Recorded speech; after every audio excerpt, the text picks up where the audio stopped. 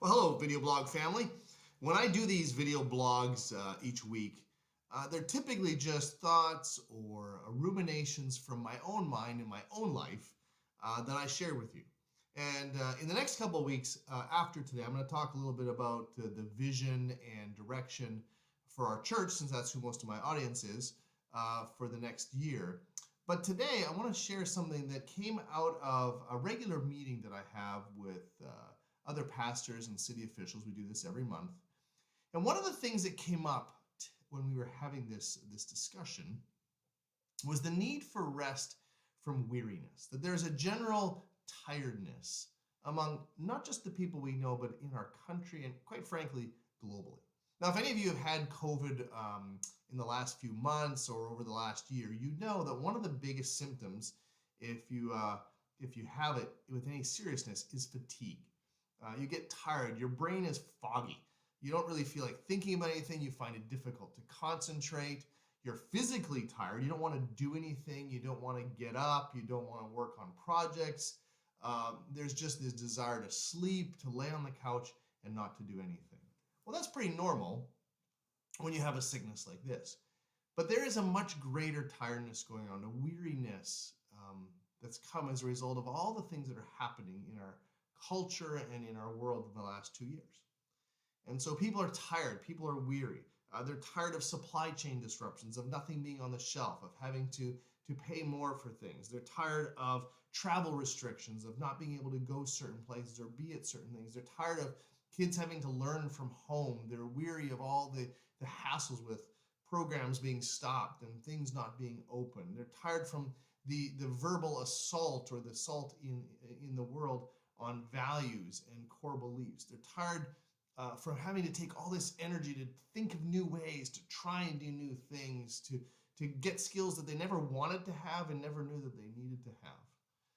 Then there's a general weariness that things seem to be moving in a darker direction overall. So what do we do with that? That might describe you today, it may not, or maybe it'll describe you in the future.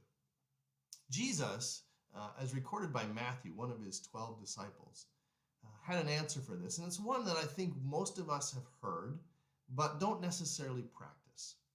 And it's recorded in Matthew 11, and he basically says this. He says, "Come to me, all you who are weary and burdened, and I will give you rest." And then he goes on to tell them, "Take my yoke upon me and learn from me.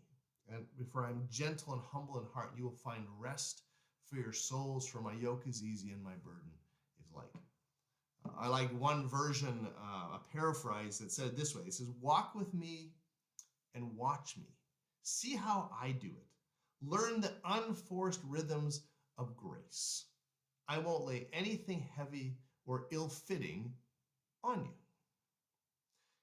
Now, this is so significant because the solution in Jesus' mind for weariness and tiredness, and this isn't just physical weariness, but more of a mental, emotional, worn out, fatigued kind of situation,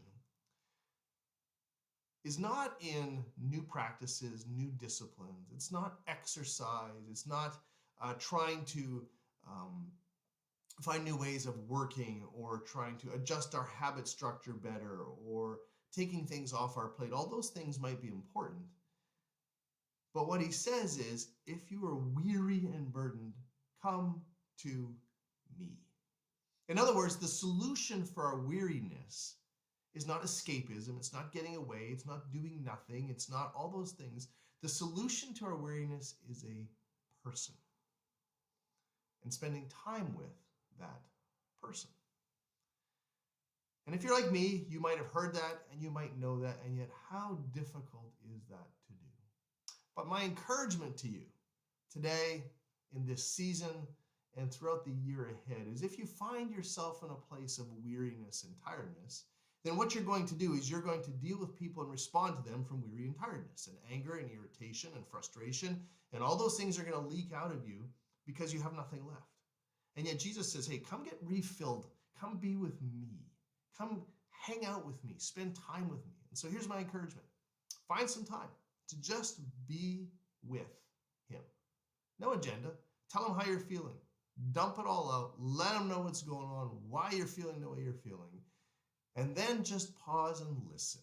And let him encourage you. Let him speak love over you. Listen to the whispers that he so desperately wants to give you. Because he doesn't want you to work or play from a place of weariness and tiredness, but from a place of refreshment. So let's practice that together. Until next time, have a great week.